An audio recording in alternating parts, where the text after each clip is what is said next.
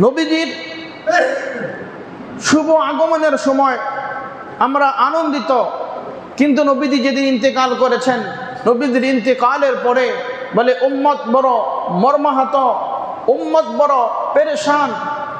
বলে নবীজির মৃত্যু দিবসকে কেন্দ্র করে আমরা যেভাবে আনন্দ উল্লাস করতেছি, নবীজি দুনিয়া থেকে বিদায় নিয়ে চলে গেছেন, আমাদের ভিতরে কোনো দরদ নেই, আমাদের ভিতরে কোনো ব্যথা নেই। উম্মত বড় আফসোসের বিষয়, উম্মত বড় আফসোসের বিষয়। রাসূলুল্লাহ সাল্লাল্লাহু আলাইহি ওয়াসাল্লামের ইন্তেকালে সাহাবাই কেরামের অস্থিরতা, নবীজির ইন্তেকালে সাহাবাই কেরাম কেমন পেরেশানি হয়ে গেছেন। বলে গোটা আরবের মধ্যে এক অমানিসা নেমে এসেছিল, এক অস্থিরতা নেমে এসেছিল গোটা আরবের মধ্যে। তখন সকলেই পেরেশান হয়ে গেছে। হযরতে আবু বকর পেরেশান, হযরতে ওমর পেরেশান, হযরতে আলী পেরেশান, হযরতে ওসমান পেরেশান হয়ে গেছে। বলে নবীর ইন্তেকালের খবর যখন মদিনার অলিতে গলিতে ছড়িয়ে ছিটিয়ে পড়েছে, তখন যারা দাঁড়িয়ে ছিল তারা দাঁড়িয়ে রয়েছে, যারা বসেছিল তারা বসে পড়েছে, যারা হাল চাষ করতেছিল হাল ছেড়ে থ হয়ে দাঁড়িয়ে রয়েছে। হযরতে বেলাল তো এই কথা বলতেছে, হযরতে বেলাল মদিনা ছেড়ে চলে গিয়েছেন। হযরতে বেলাল বলছেন, মদিনায় থেকে আর কি করব? যদি মদিনায় থেকে আমার মাহবুবকে আমি দেখতে না পারি তাহলে আমি সহ্য করতে পারবো না। হযরতে আব্দুল্লাহ ইবনে যায়েদ ইবনে আব্দে রাব্বি তিনি হাল চালাচ্ছিলেন, যখন নবীজির মৃত্যুর সংবাদ, নবীজির ইন্তেকালের সংবাদ যখন তার কাছে আসলো, তিনি হাল ছেড়ে দিয়ে আল্লাহর কাছে দোয়া করলেন, আল্লাহুম্মা যহাব বসরি হাত্তা লা আরা আহাদান বাদা হাবিবি সাল্লাল্লাহু আলাইহি ওয়াসাল্লাম ফাকাফফু বসরিহি। তিনি বলতেছেন এই কথা, হে আমার রব, তুমি আমার দৃষ্টি শক্তিকে কেড়ে নিয়ে যাও, তুমি আমাকে অন্ধ করে দাও। যেই চোখ দ্বারা এতদিন আমার হাবিবকে, আমার মাহবুবকে আমি দেখেছি, আমার মাহবুবের পরে পৃথিবীর আলো আমি দেখতে চাই না, পৃথিবীর কোনো আলো আমার দেখার ইচ্ছা নাই। কিতাবে লেখছে, এরপরে আব্দুল্লাহ ইবনে যায়েদ ইবনে আব্দে রাব্বি সাথে সাথে অন্ধ হয়েছেন।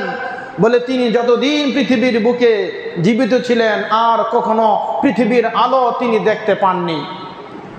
হযরতে ফাতেমা রাদিয়াল্লাহু তাআলা আনহা তিনি তো কেঁদে কেঁদে এই কথা বলতেছিলেন যে আমার উপর এমন এক মুসিবত এসে পড়েছে, আমার এই মুসিবত যদি দিনের উপরে পড়তো তাহলে দিন রাতে পরিণত হয়ে যেত।